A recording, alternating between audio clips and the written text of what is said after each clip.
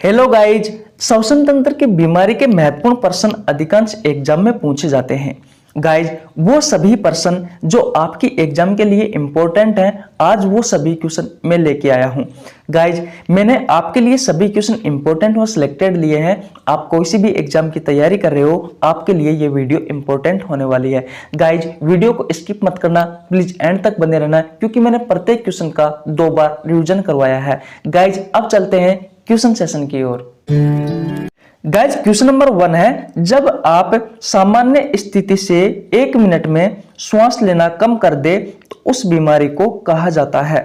Option number A hypopnoea, option number B hyperpnoea, option number C hypoxia, option number D anoxia.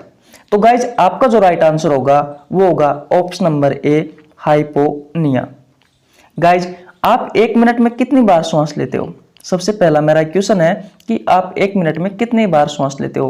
तो आप कहोगे sir 12 से 16 बार हम 1 minute में सांस लेते हैं।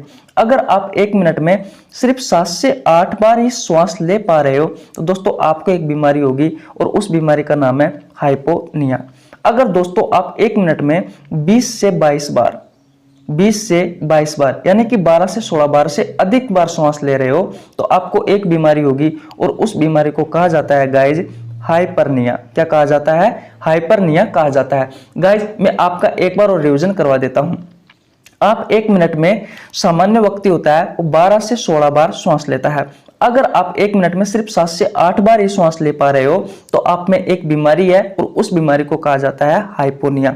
अगर आप 20 से 22 बार श्वास ले रहे हो 1 मिनट में तो आपको दोस्तों एक बीमारी होगी, उस बीमारी का नाम है हाइपरनिया। बात आपको अच्छे से समझ में आ गई होगी। ऑप्शन नंबर सी और ऑप्शन नंबर डी की मैं बात कर लेता हूं। अगर आपकी कोशिका में, अगर आपकी सेल्स में, टिश्यू में दोस्तों ऑक्सीजन की कमी हो जाती है, सेल्स में टिश्यू में ऑक्सीजन की कमी हो जाती है दोस्तों, तो दोस्तों आपको एक बीमारी होगी, उस बीमारी को कहा जाता है हाइपोक्सिया। अगर दोस्तों ओनली फॉर सिर्फ टिश्यू में ऑक्सीजन की कमी हो रही है, टिश्यू में ऑक्सीजन की सिर्फ कमी हो रही है तो दोस्तों उस बीमारी को कहा जाता है एनोक्सिया। क्वेश्चन आपको अच्छे से समझ में आ गया होगा। अब चलता हूं अगले क्वेश्चन की ओर। गाइज, अगला क्वेश्चन है, जब हमारी कोशिका व उत्तकों के पास ऑक्सीजन की कमी हो जाए तो उसे कहा जाता है। Option number A hypopnoea, option number B hyperpnoea, option number C hypoxia, option number D anoxia. तो गाइज, आपका जो राइट आंसर होगा वो होगा ऑप्शन नंबर सी हाइपोक्सिया। मैंने पिछले क्वेश्चन में डिस्कस किया था कि अगर आपकी सेल्स यानी कोशिका व टिश्यू यानी उत्तकों के पास अगर ऑक्सीजन की कमी हो जाती है गाइज तो दोस्तों कौन सी बीमारी होगी? हाइपोक्सिया होगी। और दोस्तों मैंने साथ ही साथ में यह भी बताया था कि अगर आपकी टिश्यू यानी उत्तकों के पास ऑक्सीजन की कमी हो जाए तो उसे एनोक्सिया कहा जाता है। क्या कहा जाता है? उसे एनोक्सिया कहा जाता है। ऑप्शन नंबर ए की बात मैंने की थी कि जब आप 1 मिनट में सामान्य स्थिति से सिर्फ 7 से 8 बार ही श्वास ले पा रहे हो दोस्तों उस बीमारी को कहा जाता है हाइपोनिया। अगर दोस्तों आप सामान्य स्थिति से अधिक यानी 20 से 22 बार, लगभग 20 से 22 बार श्वास ले रहे हो तो दोस्तों उस बीमारी को कहा जाता है हाइपरनिया। क्वेश्चन आपको अच्छे से समझ में आ गया होगा गाइज। अब चलता हूं अगले क्वेश्चन की ओर। गाइज, अगला क्वेश्चन है, निम्न में से किस बीमारी में धूम्रपान के कारण ब्रोंकियोल्स सिकुड़ जाते हैं? दोस्तों ये ब्रोंकियोल्स फेफड़े होते हैं, उन फेफड़ों के भाग है। Option number A emphysema, option number B hypoxia, option number C anoxia, option number D कोई नहीं। तो गाइज, आपका जो राइट आंसर होगा वो होगा ऑप्शन नंबर ए एम्फीसीमा। क्या होगा गाइज? एम्फीसीमा। दोस्तों यह बीमारी धूम्रपान के कारण होती है। अगर आप धूम्रपान का अधिक सेवन करते हैं तो दोस्तों आपके फेफड़ों के भाग ब्रोंकियोल्स दोस्तों यह आपस में सिकुड़ जाते हैं और दोस्तों उस बीमारी को कहा जाता है एम्फीसीमा। दोस्तों यह बीमारी श्वसन तंत्र को प्रभावित करती है। हाइपोक्सिया मैंने आपको पहले भी बता चुका, अगर आपकी सेल्स में टिश्यू में ऑक्सीजन की कमी होती है तो उस बीमारी को हाइपोक्सिया कहा जाता है। एनोक्सिया दोस्तों आपके टिश्यू के पास ऑक्सीजन की कमी होती है तो उसे एनोक्सिया कहा जाता है। आशा करता हूं गाइज ये क्वेश्चन आपको अच्छे से समझ में आ गया होगा। अब चलता हूं अगले क्वेश्चन की ओर। गाइज, अगला क्वेश्चन है, दमदमा रोग से संबंधित सत्य कथन है। ऑप्शन नंबर ए, यह बीमारी किसी चीज से एलर्जी के कारण हो सकती है। Option number B, Aspergillus fumigatus कवक से होती है। ऑप्शन नंबर सी, इसमें वायु नली का रास्ता ब्लॉक हो जाता है। ऑप्शन नंबर डी, उपरोक्त सभी। तो गाइज आपका जो राइट आंसर होगा वो होगा ऑप्शन नंबर डी, उपरोक्त सभी। दोस्तों दमदमा रोग क्या होता है? दमदमा रोग दोस्तों ये किसी भी चीज से अगर आपको एलर्जी है तो दोस्तों उसके कारण हो सकता है। नंबर एक कंडीशन।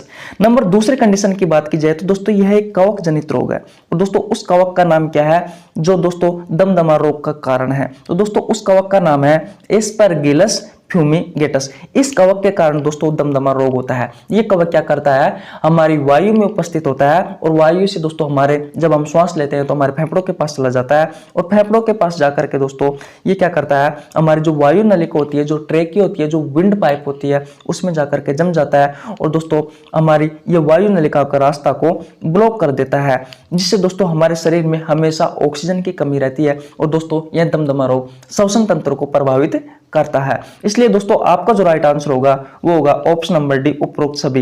यानी कि दमदमा रोग के सभी सत्य कथन है। बात क्लियर है? अब चलता हूं अगले क्वेश्चन की ओर।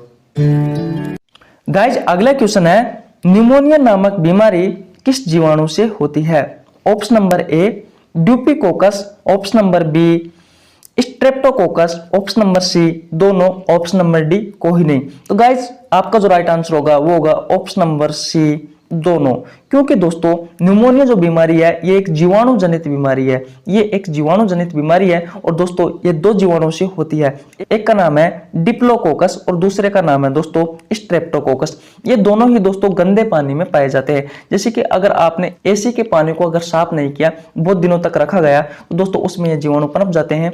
कूलर के पानी में भी दोस्तों ये जीवाणु पनप जाते हैं। तो दोस्तों आपको रोज तो नहीं, लेकिन मैं कह सकता हूं कि सप्ताह में आपको कूलर और एसी की सफाई करनी चाहिए, नहीं तो दोस्तों ये जीवाणु पनप जाएंगे और आपको निमोनिया जैसी खतरनाक बीमारी हो सकती है। दोस्तों होता क्या है, यह जीवाणु क्या करते हैं, जो फेफड़ों की जो कूपिका होती है उसमें जाकर के जीवाणु इन्फेक्शन कर देते हैं। दोस्तों फेफड़ों की जो कूपिका होती है, यानी कूपिका जिसमें दोस्तों गैसों का आदान प्रदान होता है, उसमें जाकर के जीवाणु इन्फेक्शन कर देते हैं दोस्तों, जिससे आपके फेफड़ों में खून का पानी होने लग जाता है और हमारी कूपिकाओं में पस पड़ जाता है, मवाद पड़ जाती है और दोस्तों यह श्वसन तंत्र को प्रभावित करने वाली एक बीमारी है। और दोस्तों यह बच्चे व कुत्तों में जल्दी होती है। दोस्तों बच्चे व कुत्ते में दोस्तों ये बीमारी जल्दी होती है, क्योंकि उनका जो श्वसन तंत्र होता है दोस्तों ये दोस्तों नॉर्मल होता है, ये अधिक प्रभावित होता है। बात आपको अच्छे से समझ में आ गई होगी। अब चलता हूं अगले क्वेश्चन की ओर। गाइज अगला क्वेश्चन है, प्राकण के इन्फेक्शन से कौन सी बीमारी होती है? Option number A high fever. Option number B hypoxia. Option number C, दोनों। ऑप्शन नंबर डी, कोई नहीं। तो गाइज आपका जो राइट आंसर होगा वो होगा हाई फीवर। दोस्तों इसमें क्या होता है, बहुत तेज बुखार आता है, बहुत तेज छींक आती है दोस्तों, और ये श्वसन तंत्र को प्रभावित करती है। दोस्तों ये परागकण क्या होता है, तो दोस्तों पेड़ पौधों की पत्तियों पर कुछ कीड़े मकोड़े होते हैं, ये हमारी नाक में आकर के नोजल कैविटी में इन्फेक्शन कर देते हैं, जिससे दोस्तों हमें बहुत तेज बुखार आने लगता है, बहुत तेज छींक आती है दोस्तों, और यह श्वसन तंत्र को प्रभावित करने वाली एक बीमारी है। जबकि हाइपोक्सिया की बात की जाए तो मैं पिछले 2 क्वेश्चनों में डिस्कस कर चुका कि सेल्स में टिश्यू में अगर ऑक्सीजन की कमी हो जाए दोस्तों तो एक बीमारी होती है, उसे कहा जाता है हाइपोक्सिया। बात आपको अच्छे से समझ में आ गई होगी। अब चलता हूं अगले क्वेश्चन की ओर। गाइज अगला क्वेश्चन है, टीबी से संबंधित सत्य कथन है। ऑप्शन नंबर ए, यह एमटीबी जीवाणु से होता है, यह एक संक्रमित रोग है। ऑप्शन नंबर सी है, यह प्लूरा झिल्ली में इन्फेक्शन कर देता है। ऑप्शन नंबर डी, उपरोक्त सभी। तो गाइज आपका जो राइट आंसर होगा वो होगा ऑप्शन नंबर डी, उपरोक्त सभी। कहने का मतलब ये सभी इसके सत्य कथन है। सबसे पहली बात की जाए दोस्तों तो टीबी एक जीवाणु जनित रोग है, एक जीवाणु जनित रोग है दोस्तों। यह लंबे समय तक चलने वाली एक बीमारी है और दोस्तों यह जिस जीवाणु से होती है उस जीवाणु का नाम है एमटीबी। एमटीबी का मतलब होता है दोस्तों माइक्रो बैक्टीरियम ट्यूबरक्लोसिस बैक्टीरिया। इस जीवाणु से दोस्तों यह बीमारी होती है। यह एक संक्रमित रोग है, यानी कि यह फैलने वाली एक बीमारी है, यह लंबे समय तक चलती है। और दोस्तों ये टीबी क्या करती है, ये जो जीवाणु होता है टीबी का, ये दोस्तों हमारे जो फेफड़े होते हैं, फेफड़ों को सुरक्षा देने के लिए फेफड़ों के चारों ओर एक झिल्ली लगी होती है, उस झिल्ली को कहा जाता है प्लूरा।